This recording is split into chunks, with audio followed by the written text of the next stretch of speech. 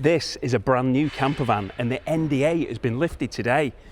As you can see, it's a plug-in hybrid, but that is not what's special. What is special is what's inside, and we're going to find out what the green button does, because I don't know. From the back, then this does look very, very similar to the previous T6.1 conversions did. Apart from this has got my MyRider. Yes, I've actually got my MyRider now, but because it is the T7, I am going to call it that, the new transporter, it is wider. So this unit here is wider than it used to be, but we're not really here to see that. It's inside which we need to see. So inside I am joined by Shane from Bespoke, who built this van. So hello Shane. Hi Steve, how are you? I'm very good. Nice to be back at the show again. It's always something I really look forward to doing. Here we go again. Yes, we're here again, but this is something which we haven't seen before. This is something new and something which isn't anywhere else. Yeah, we don't believe it's anywhere else at the moment, no. So well, certainly one of the things isn't. Yeah, one of the things definitely isn't. Yeah. But yeah, I mean, I genuinely am excited about this plug-in hybrid petrol with the electric drive as well. It's something new, something different, possibly a nod towards the future with it being partially electric. Yeah, I think so. I think that's the feeling with this. We looked at the full electric stuff and we still think it's just a little bit too soon.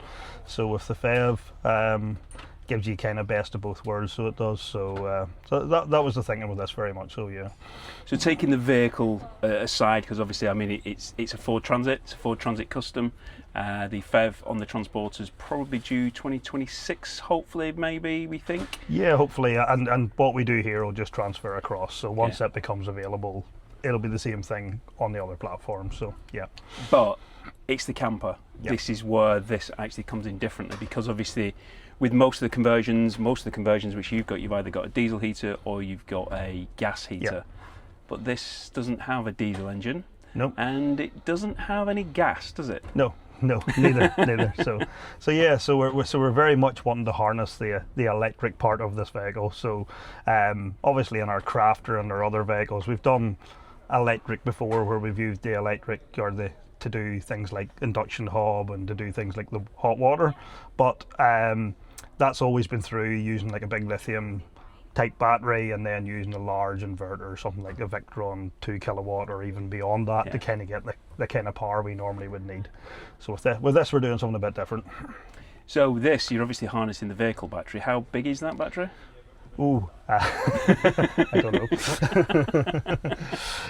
Bigger than the 100 amp hour which you've got under that seat? Yeah, it is.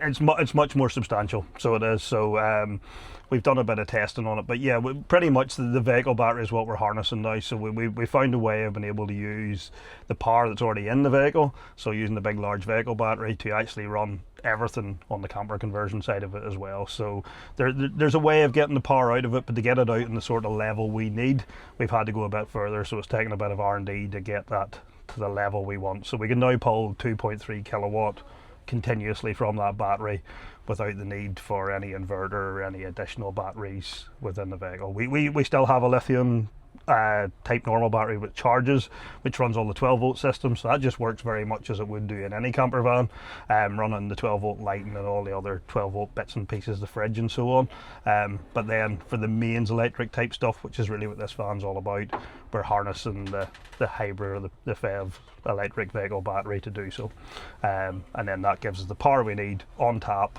all of the time. And that works well. So in here we've got the fridge. Yep. So that's just the fridge which we've seen in lots of your conversions regular before. Dometic fridge, that's right. Yep.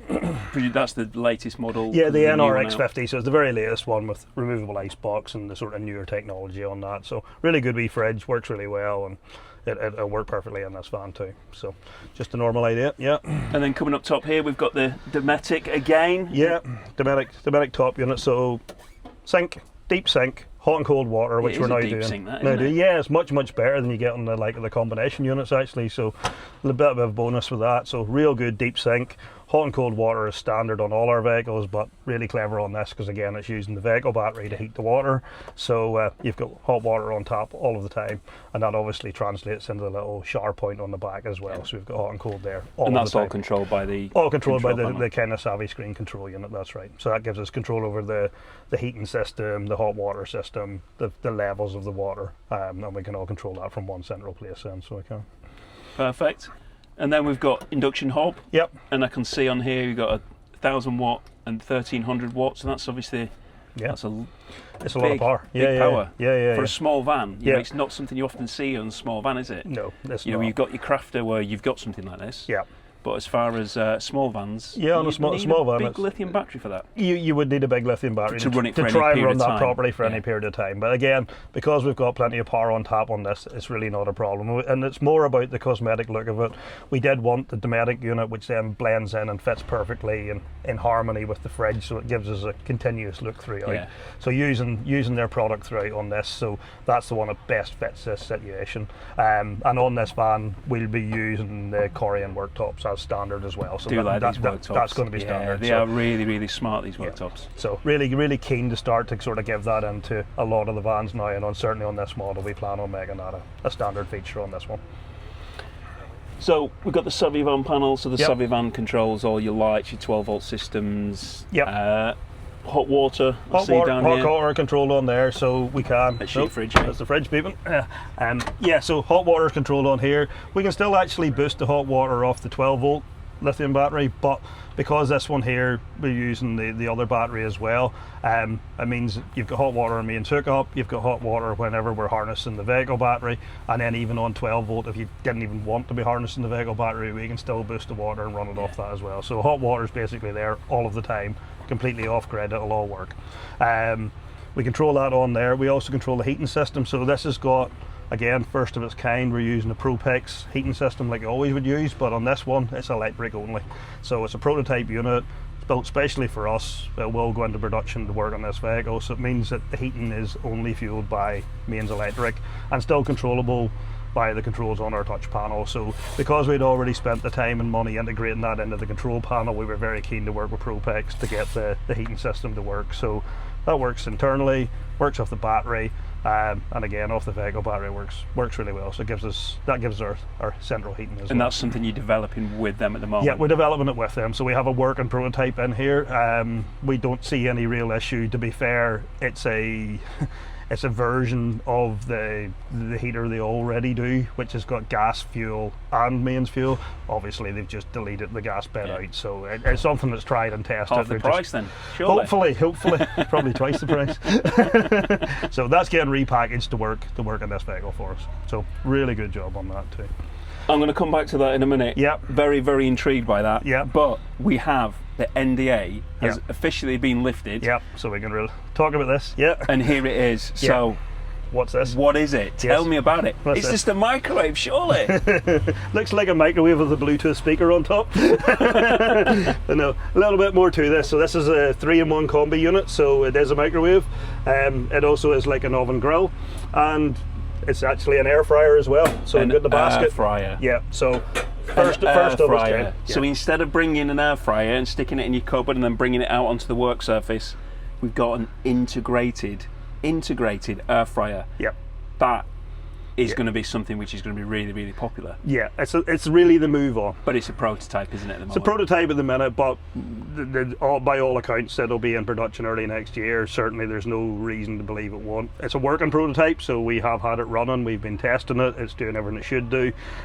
It's just a really early version of it. There'll be some slight cosmetic changes, but pretty much it's good to go, it's going to happen. So it is. So, and it'll I'm be not standard. Sure if we said, but that's made by Dometic.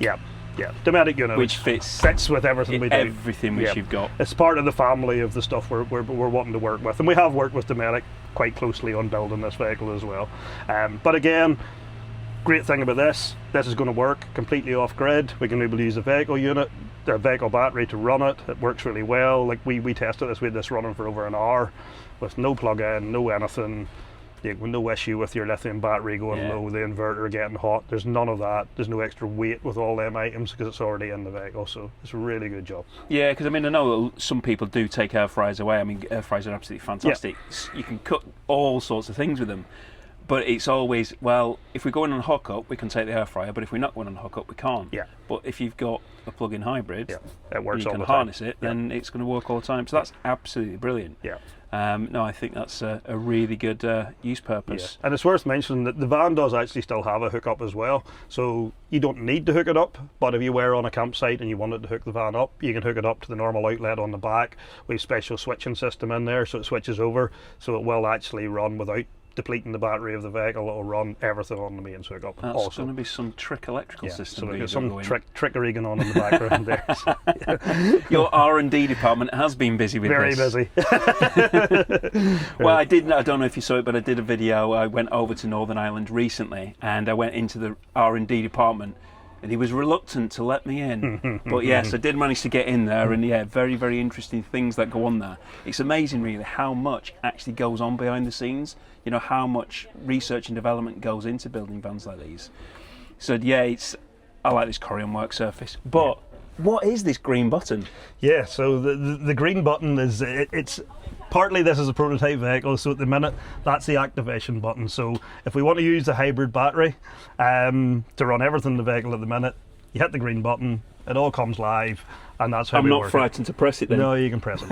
You can press it, and you'll probably see as the microwave maybe powering up there, we might have to turn on the ignition as well at the front. But yeah, so as soon as you hit the button, that activates the hybrid system, and that allows us to then use the battery to work all the stuff. It can also go into what's called generator mode, so if you were to deplete the battery completely, you can still use everything. It will automatically start up the petrol engine. It can run it like a generator, so it will still give you a continuous 2.3 kilowatt of output regardless, even if you were to run the battery down. But we found with a well charged battery, it's very, very easy on it. It's not taking a lot out of the percentage use with the battery. We still want to do a bit more testing to give accurate figures on it, but it's first signs are very positive on it. It's working really well. Also worth mentioning, the main sockets, they work too. So sort of part of the problem we sometimes would have with induction hobs is you can't really get a camping kettle for that. So there's no reason why you can't plug in a little electric kettle or even a toaster or something, and it'll all so it could run a coffee machine on that. Correct. Presumably. Yeah, because you've got 2.3 kilowatt. So you need to watch and maybe not working everything at the same time. It won't do any harm. It'll just recognise it. You're not going to blow anything up. It'll just recognise it's got too much, and it'll tell you to turn something off. But you can. So that's the other thing, because with these it's great for the pots and pans and stuff, but some of the ordinary camping stuff don't always work great on them. So it gives you the ability to plug in that sort of stuff as well, which is good. So longer term, there'll be a double socket there as normal, and actually we are working at the minute to integrate the green button as part of our control panel, so that'll happen very soon. Excellent. That's brilliant. I've been really pleased to see it, and hopefully I might be one of the testers. Yeah, fingers absolutely. crossed. That's the plan. Yeah, that's the plan. So the plan is, hopefully, once this has been through a few more stages of research and development, I will actually have the vehicle for a short period of time, be able to get out there in it, test it, see how the heater's like in winter, because the temperature's starting to drop now. So having that heater is going to be really quite good. Yeah. So hopefully, if you can get that sorted before end of winter, that'd be great to test. That's very much the plan. We're actually at the point now where, although it's a running prototype, we're at the stage where we're loosely going to take some pre-orders on it, and it'll be certainly by the February show here, it'll be fully open to order and available. So it will be. So certainly, there'll be winter testing, and you're definitely lined up for one of the testers. Fantastic. So if you're coming to the NEC show, this is on the stand. So this video will be out during show week. So come and have a look at it. There's also a few other vehicles which are of major interest as well, which we'll be doing videos on soon, including a new Transporter sport seat, which I really quite like. It was on the floor earlier, and I actually sat on it, and it's very comfortable. Do not try and sit on it if you come to the show, because it's now on a stand, and don't do that. Anyway, do enjoy show week, and if you see me, come and say hello. So if you want to see my other videos from show week, then I'll put them up here. Thanks for watching, take care, and I hope to see you soon.